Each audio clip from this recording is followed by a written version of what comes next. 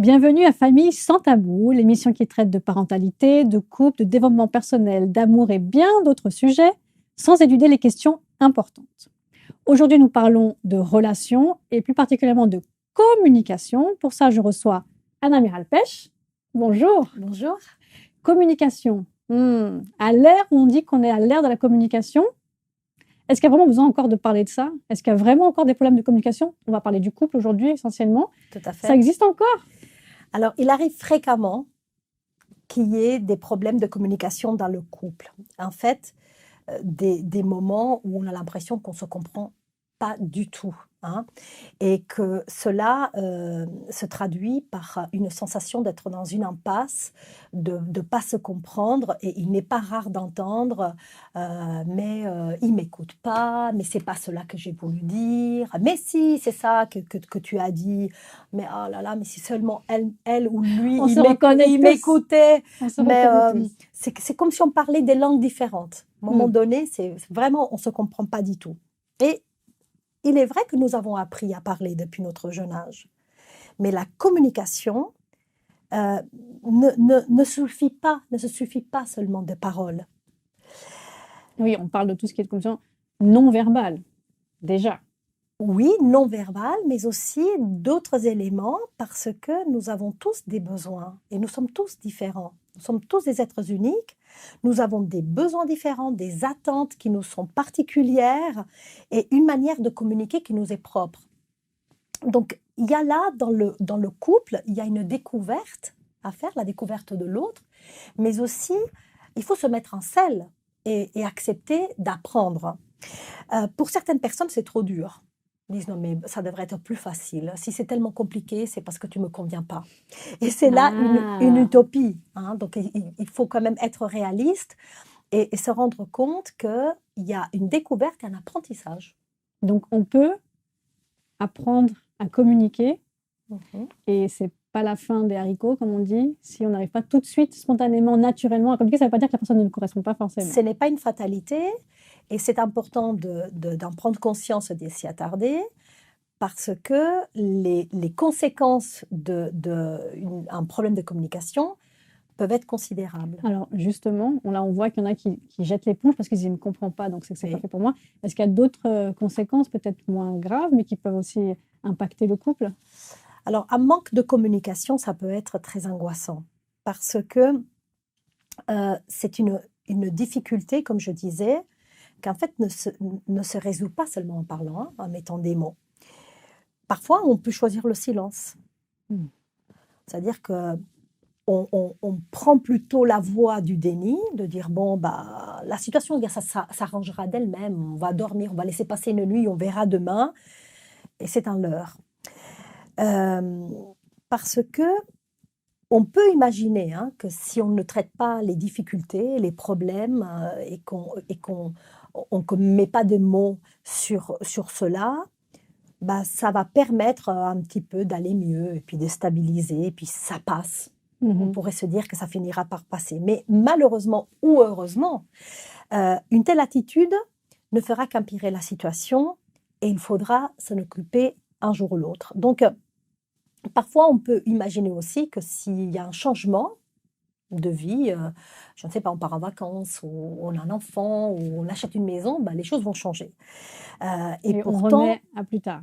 On attend un événement extérieur qui va résoudre. Et pourtant, on voit bien que les choses ne font qu'empirer. Et pourtant, des solutions existent. Hein. Donc, quand la non-communication devient le mode de communication, il y a indiscutablement un problème au sein du couple. Donc, on accumule une série de frustrations. Hein. Donc, vraiment, ça peut générer des défaillances importantes au sein du couple et ça peut aller jusqu'à la rupture. Ouais. Ça paraît simple. J'ai besoin de quelque chose à mon époux, elle a besoin de me dire quelque chose, il a besoin de me dire quelque chose. On s'assoit, on parle. Ça paraît simple de communiquer. Ça paraît simple. Alors, d'où viennent ces problèmes de communication? Alors, je crois qu'il y a quelques évidences qui se montrent à nous, qui se présentent à nous quand on est dans un problème de ce genre. Ce sont des pistes de réflexion, mais ça mérite quand même qu'on les considère et qu'on s'y attarde. Euh, la première évidence qui apparaît quand on a un problème de communication, c'est le fait que nous ne nous connaissons pas suffisamment. Et quand je dis que nous ne nous connaissons pas suffisamment, Nous-mêmes, tu veux dire? nous-mêmes, D'accord. déjà, comment peut-on comprendre l'autre? Comment on peut communiquer? Déjà, d'abord, si on ne se comprend pas soi-même, et comment on peut recevoir aussi une information de l'autre si on ne s'intéresse pas à savoir, à connaître de quelle manière il fonctionne. Et pour cela, je crois que il faut prendre conscience qu'on est deux univers très différents, mais qu'il y a une manière de fonctionner qui correspond à peu près à tout le monde, bien qu'on est très différents. Et pour cela, je vais schématiser, hein, je vais te présenter un modèle qui va nous permettre de comprendre. Donc, pour comprendre le fonctionnement. Hein. À un moment donné, quand il y a quelque chose qui se passe, ou qu'il y a une information qui m'est donnée, cette information va être interprétée. Et pour cela, pour l'interpréter, chacun d'entre nous, nous avons un filtre. Et ce filtre est unique et différent pour chacun. Et quand je dis filtre, c'est qu'il a une fonction comme un filtre, c'est-à-dire que il va empêcher que certaines choses passent, d'autres, ils vont passer, mais peut-être même ça va se transformer. Donc ça sert à trier, interpréter. Et qu'y a-t-il dans ce filtre? Et c'est ça qui est intéressant, c'est que dans ce filtre qui va nous permettre de réfléchir, de juger, de comprendre les choses et de faire des choix, il est composé de tout ce qui nous compose et qui fait que nous sommes qui nous sommes en fait. Hein. Donc notre culture, notre éducation, nos expériences, nos blessures, nos croyances, nos croyances spirituelles ou nos valeurs existentielles, notre personnalité, etc. Donc en fait, ça va être filtré et ça va nous permettre d'avoir des pensées, d'avoir une pensée, de juger ce qui est en train de l'information ou l'événement qui est en train de se produire. Une pensée qui va générer une émotion. Et cette émotion va me donner un signal aussi de quoi ai-je besoin. Ça va me permettre de quoi? De réagir. Donc, tu vois ce modèle-là, c'est-à-dire qu'il y a quelque chose qui se passe, une information qui est donnée, elle va passer par un filtre, chacun de nous différent, c'est pour ça qu'on est des mondes différents. On va interpréter, on va avoir une pensée, on va avoir un ressenti, des besoins, on va ressentir des besoins et on va agir en conséquence. Et toi, tu dis qu'on peut apprendre à connaître notre filtre, grosso modo. Tu dis que la première étape, ça serait d'apprendre à connaître comment nous, on perçoit les choses. Comment se on perçoit les choses. Et si on suit ce modèle-là, ce qui va nous aider à comprendre ce qu'il y a dans le filtre, c'est déjà les pensées. Mais je me dis quoi quand l'autre me dit ça? Ou qu'est-ce que je ressens? Mais pourquoi j'ai réagi de cette manière-là? C'est très intéressant parce qu'on a toujours le réflexe de dire il faut que l'autre change, il faut que l'autre fasse un effort. Et toi, ce que tu nous dis, c'est au contraire. D'abord, regarde à l'intérieur de toi, regarde-toi. Ça passe par l'intériorité. Et bon, c'est un grand mot pour dire de commencer à prendre des temps aussi pour s'observer. Hein. Donc, la découverte ou la prise de conscience de notre manière de fonctionner et de notre filtre, de notre cadre de référence, pour le dire d'une autre manière, va nous permettre aussi de comprendre que nous sommes un univers, mais que l'autre aussi est un univers. Et ça va beaucoup nous aider aussi pour communiquer. Un autre aspect important, c'est que nous n'avons pas appris à écouter. On n'est pas un sachant écouter. Et je te donne un exemple. Si là, tu te confies à moi parce que tu en as gros sur le cœur, je vais t'écouter, tu vas m'expliquer des choses. Et du coup, en t'écoutant, ça va me faire penser à une autre situation, une autre expérience que moi j'ai déjà vécue.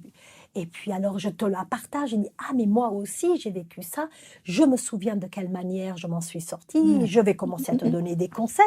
Donc en fait le plus gros problème de l'écoute, c'est qu'on n'écoute pas pour comprendre, mais on écoute pour répondre, donner des conseils, etc. Pour apprendre à écouter. Déjà, il faut apprendre à s'écouter soi, comme je disais tout à l'heure, apprendre à savoir comment nous fonctionnons.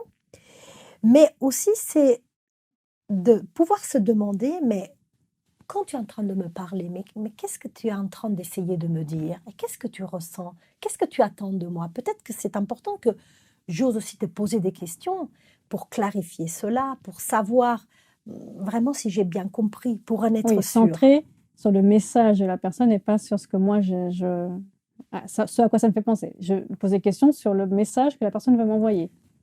Exactement, ça va être écouter, c'est important dans la communication, pour pas être centré sur soi, mais être centré vraiment sur l'autre et sur ce que l'autre attend. Une autre évidence dans le problème de la non-communication, c'est le manque d'outils. Parfois, on ne sait pas comment faire, hein. Il y a beaucoup d'ouvrages qui parlent de ça, mais effectivement, nous manquons d'outils de communication. Mais il y a une autre évidence, c'est l'importance du dialogue. On en parle très peu quand on parle de communication, mais comme toute parole a un sens et que chaque parole a une interprétation différente, parce que pour toi, ça va avoir une interprétation et pour moi, une autre, et il y aura d'innombrables malentendus, il est évident que le dialogue permettra d'avoir un échange, permettra d'être confronté à la vie de l'autre et de s'enrichir. Donc il y a un temps pour tout, parce que avant tu nous dis qu'il faut apprendre à écouter, et une fois qu'on est sûr d'avoir, ou en tout cas on espère avoir, enfin on essaie d'avoir compris ce que l'autre veut nous dire, là on peut répondre et entrer dans le dialogue. On peut rentrer dans le dialogue. Toutefois, il faut apprendre aussi à dire les choses. Comme je disais, écouter, apprendre à transmettre le message, à communiquer, et ensuite de créer des espaces de dialogue où on va pouvoir échanger. Et dialoguer, c'est aussi accepter d'une certaine manière que l'autre va comprendre les choses autrement que moi. C'est ça le plus difficile, je pense. Et ça, c'est le plus difficile. Mais c'est ça qui va être très important dans le couple, parce qu'il va relier le couple, hein. Et l'échange permet de mieux se connaître, de mieux évoluer, parce que on prend conscience de la différence de l'autre. Je peux aussi donner mon avis. Et je crois que le plus important dans cet aspect-là, c'est de créer les espaces de dialogue. On se concentre souvent sur l'autre, est-ce qu'il m'a compris, est-ce que j'ai bien dit, mais avons-nous suffisamment de temps qu'allons-nous créer pour se dire les choses et pour dialoguer? Donc, tu viens d'insérer une notion qui est importante, c'est le temps qu'on n'associe pas forcément à la communication. Quand on pense communication dans le couple, on ne dit pas. Mais donc, toi, tu es, par exemple, dire, voilà, ce soir, après le travail, on rentre et on a discuté de ça hier, c'est pas résolu, on n'a pas bien. Ce soir, on prend un temps pour ça et on se réserve un temps pour ça. Les temps qu'on va même fixer sur l'agenda. Oui, c'est ça. C'est ça que moi, ça me paraît tellement bizarre de dire, bah tiens, je prends un rendez-vous avec mon époux ou mon épouse pour pouvoir discuter. Mais on est tous pareils. C'est-à-dire que l'agenda, on l'associe peut-être à l'aspect professionnel, mais le couple nécessite de créer des espaces où on va s'occuper. On va s'occuper du nous. On va créer du dialogue, on va nourrir le lien, on va se relier. Et le dialogue, c'est un des aspects, à mon sens, fondamental pour mettre la communication au bénéfice justement de la relation. Donc au même titre qu'un couple peut se dire, bah, tiens, dimanche matin, on va faire un footing, tous les deux, parce qu'on aime bien faire ça, on peut se dire aussi, bah, tiens, dimanche matin, on va se prendre un temps pour discuter. Ces temps-là feront la différence. C'est intéressant. Ces temps-là feront la différence dans un couple. D'accord. On voit bien quelles difficultés on peut rencontrer. Je pense qu'on est tous confrontés à ça, donc on arrive très bien à voir dans ce que toi tu dis. Est-ce que maintenant, il y a un modèle de communication efficace pour un couple? Est-ce que ça existe, on veut dire, des étapes à suivre, et si vous faites ça, vous allez réussir à communiquer? Alors, sans aucun doute, la CNV, la communication non violente, nous propose un processus de communication qui est très intéressant. C'est très riche, donc il faudrait une session pour parler de tous les détails de ce processus de communication, mais je le recommande fortement. Donc, communication non violente. La communication non violente de Marshall Rosenberg, qui a écrit un livre très intéressant que je recommande, hein, les mots sont des fenêtres. Mais je peux évoquer les fondements de ce processus de communication qui se résume, mais bon, c'est vraiment un résumé qui est très réducteur, mais qui pourra donner envie aussi d'aller à la découverte, voilà, qui pourra aller à la découverte de cette méthode de communication. Il s'agit d'abord d'effectuer une observation objective de ce qui est en train de se passer, sans jugement, afin que je puisse ensuite la transmettre à la personne.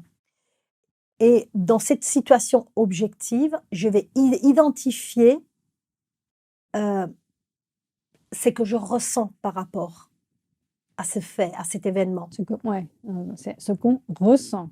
Ce qu'on ressent. Donc, pas de jugement. Sans jugement.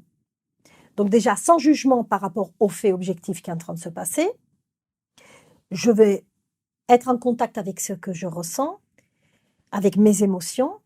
Et les émotions, ils vont automatiquement, si j'apprends à les décoder, me donner une info très importante, c'est de quoi ai-je besoin pour aller mieux? De quoi ai-je besoin pour mon bien-être? Pour contribuer à mon bien-être? Avec cette information-là, je vais pouvoir faire une demande à l'autre. Mais faire une demande, ce n'est pas une plainte, ce n'est pas un reproche, c'est faire une vraie demande, concrète et réalisable. L'autre en face de moi pourra se situer dans le temps parce que j'aurai apporté donc une situation concrète d'un événement ou d'un fait objectif, pourra entendre mon ressenti. S'il ne comprend pas, il pourra me poser des questions pour clarifier, il sera dans l'écoute, dans le meilleur des cas. Et l'autre pourra entendre le besoin et ensuite la demande à laquelle il pourra répondre favorablement ou pas. Il y a le choix. Il y a le choix. D'accord. Donc, cas concret, j'invente. J'ai demandé à mon époux d'aller acheter du lait. Il a oublié d'aller acheter le lait. Quand il rentre du travail, ça m'énerve. Et tu es énervé. Voilà. Donc, premier exemple, t'as pas été acheter le lait. Et mauvaise réponse. Voilà. Tu n'as pas acheté le lait. Ça, c'est objectif. C'est objectif. Il ne peut pas dire le contraire. Alors, c'est vrai que quand on démarre avec ce processus, on aurait tendance à faire des phrases un peu mécaniques. C'est toujours pareil. Non, mais même pour vraiment suivre le procédé, parfois quand on se forme à cette méthode, on se dit, OK, tu n'as pas acheté le lait, je me sens en colère, j'ai besoin que quand je te demande quelque chose, que tu puisses m'aider, c'est ça. Voilà, mais on prend l'habitude, à force dans le langage mais même si au début c'est comme ça, c'est pas grave. Parfois c'est un peu mécanique, mais c'est important d'y s'initier, et je recommande vivement cette méthode parce que ça peut vraiment aider dans la communication dans le couple. D'accord. Communication non violente. Communication non violente. Le livre de Marshall Rosenberg. Qui s'affiche sur l'écran maintenant. Vous pouvez donc acheter, qui va vous former à On se forme à la communication non violente. On se forme à la communication non violente. Si je ne me trompe pas, il y a même des ateliers qui existent. Il y a des ateliers qui existent. Il y a d'autres aussi thérapeutes et puis des conseillers qui aussi, ça divulgue ce procédé. Au sein du couple, dans le travail, dans les écoles, c'est une méthode qui aide beaucoup et qui a beaucoup de réussite. D'accord. Très bien, on a noté, très important. Comme d'habitude, je fais la petite question de conclusion. S'il y avait un conseil que tu devais donner aux couples qui nous écoutent pour améliorer leur communication, lequel serait-il? Alors déjà, c'est de ne pas être dans le déni et de faire comme si rien, ou d'attendre que ça passe, mais de s'en occuper, que des solutions existent. Et peut-être de se faire aider, parce que c'est vrai que parfois on ne pense pas cela. Et se faire aider en lisant des livres, en consultant, pourquoi pas, un spécialiste de la relation, de la communication, parce que avoir besoin d'apprendre, ça ne fait pas de nous des nuls, tout simplement des personnes qui prenons nos responsabilités et qui allons de l'avant pour pouvoir réussir et aller mieux dans le couple. Autant investir dans une chose qui est primordial dans notre vie, c'est notre couple. Exactement. Ok, donc pas de déni. Pas de déni. Se mettre en action, chercher de l'aide, s'informer, pratiquer et être convaincu que ce n'est pas une fatalité. Il y a des solutions. Qu'il y a des solutions qui existent. Et on peut apprendre à communiquer. On peut apprendre à communiquer. On peut être heureux en couple et bien communiquer. Exactement. C'est la conclusion. C'est la conclusion. Très importante qui va faire du bien à tout le monde. Merci beaucoup de nous avoir suivis. J'espère que ça vous a appris des nouvelles choses. On vous rappelle le petit outil pratico-pratique communication non violente. Et surtout, voilà, comme on vient de le dire, investissez dans vos relations. Tant qu'à faire, prenez du temps pour ça. On apprend à faire plein de choses dans la vie, des choses plutôt concrètes. Là, ça peut paraître un peu abstrait d'apprendre à communiquer, mais c'est pourtant essentiel. Donc, on vous invite à le faire. Et on se donne rendez-vous pour un nouveau numéro de Famille sans tabou. D'ici là, portez-vous bien.